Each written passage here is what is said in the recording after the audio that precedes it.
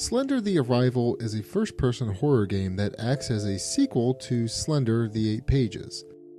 The game was developed by Blue Isle Studios, originally for the PC in 2013, but it has since been ported to a variety of gaming consoles in the subsequent years. Slender the Arrival is Blue Isle Studios' first game, and it really landed them on the map. Slender the Arrival is the same across all the versions that I've played, which includes the PS3, PS4, and PC, so I assume it's the same across the board for all systems. With that being said though, let's get into the story. The story of Slender the Arrival actually takes place after the events in Slender the 8 Pages, and it revolves around two childhood friends. The two friends are Kate, the owner of a house outside of Oakside Park where the original game takes place, and Lauren, the protagonist. Kate is attempting to sell her house and asks Lauren for help doing so. When Lauren arrives at Kate's house, she finds that Kate is missing and her house is in disarray. Stranger still, Kate's house has crazy scribblings drawn on the wall as soon as you enter. You search the house for clues when you hear a scream off in the distance. It's up to you to guide Lauren through the forest to investigate the noise. Lauren, along with the player, can feel dread as she continues deeper and deeper into the forest. It's as if someone or something is watching her. And all this tension is just the first chapter. There are 9 chapters in all in Slender the Arrival, including a remake of Slender the 8 Pages. Well, 2 if you count the second stage in Oakside Park.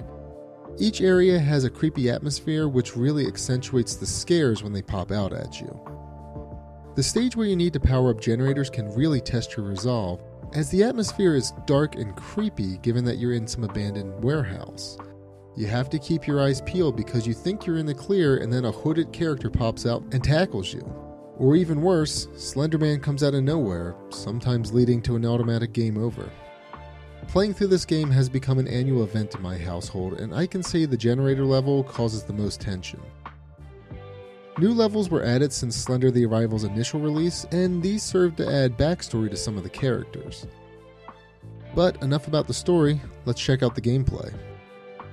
Slender the Arrival is played in the first-person perspective. You're only armed with a flashlight and the ability to run and focus the flashlight. Focusing the flashlight is used to temporarily stun the hooded figure so you can escape. There's no way to stun Slender Man that I'm aware of. If Slender Man pops up in front of you, you turn around and run. There are also lots of collectibles scattered throughout the game that provide lore for the Slender Man story. These collectibles do add replayability if the player happens to miss one during their initial playthrough. Different difficulty settings provide unique challenges, and there's even a hidden scene the player can find that looks like it came straight out of a creepypasta story. A few criticisms I have for this game are somewhat minor, but they still get on my nerves. The character seems to run no faster than she can walk. In addition to that, the environments can be too dark at times, which makes it hard to see anything. Certain areas have Slender Man instant death spots that are kind of annoying. And there's also a lack of ingenuity in terms of tasks to complete before a level is complete. For example, like the previous game, there are 2 levels where you collect 8 pages, but there's also a level where you turn on multiple generators, as well as a level where you close 8 windows. And in all honesty, it just doesn't seem very inspired. Slender the Arrival is also very short, and it can be completed within a few hours, so I'm guessing the tasks of do 8 things was implemented so it could pad out the game. In the way of achievements, no, there aren't many.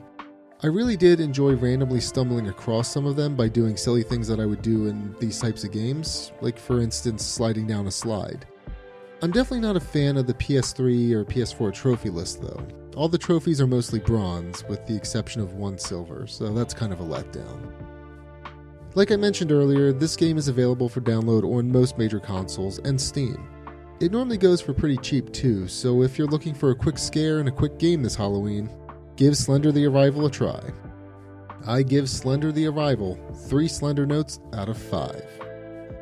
I hope you enjoyed this month's review. As always, thank you for watching.